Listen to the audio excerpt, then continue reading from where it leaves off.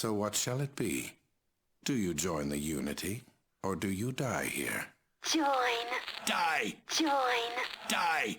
En décembre 2102, Richard Gray, pour correspondre à son idée d'unité, s'injecte de faibles doses du VEF. Grâce à cela, le virus permit de créer des neuroliaisons avec l'ordinateur de la base, lui conférant davantage d'informations sur celui-ci. Une fois toutes les cartes en main pour réussir son projet, il entamera des expériences sur des humains un peu trop curieux de s'aventurer dans la base. Ce fut néanmoins pas le succès escompté, puisqu'il confectionnera des mutants dénués d'intelligence qu'il mangera par la suite. En janvier 2103, le maître découvrit que les radiations influenceraient le résultat des mutations, le conduisant à des recherches de cobayes plus spécifiques. Cela portera ses fruits car le premier super mutant vit le jour, mais se faisant consommer par le maître dans le but de le lier à son esprit. Ainsi naquit l'unité, permettant pour Gray de créer son armée pendant les 30 années qui suivirent. Ce n'est qu'une succession de plans et de stratégies sur les années à venir. En 2131, le maître se concentre sur les caravaniers qui traversent les terres désolées afin de grandir en secret, les habitants alentours accusant simplement les dangers du désert comme motif à leur disparition. Vers 2137, la production de masse des super mutants peut commencer, bien 15 sur 5 voire 1 sur 6 cobayes correspond aux attentes du maître, ce qui reste suffisant pour l'efficacité de son armée. L'aspect religieux de l'unité via les enfants de la cathédrale vint le jour en 2152 alors que Gray continue d'œuvrer en secret. Il se rapprocha d'un culte de la fin du monde présidé par Morpheus, intéressé par le fait de propager son idéologie plus subtilement. Ce seront les seuls outils du maître qui ne baigneront pas dans le VEF. 2155 sera une date clé pour le maître car c'est à ce moment qu'il apprendra l'existence de l'abri de Los Angeles en capturant une caravane de rescapés d'abri. Il décidera de transférer lui et son commandement vers cet abri de la zone du cimetière en prenant soin de se débarrasser des habitants avant. Gray ordonna ensuite à ses fanatiques religieux de rénover le bâtiment au-dessus de l'abri en une cathédrale.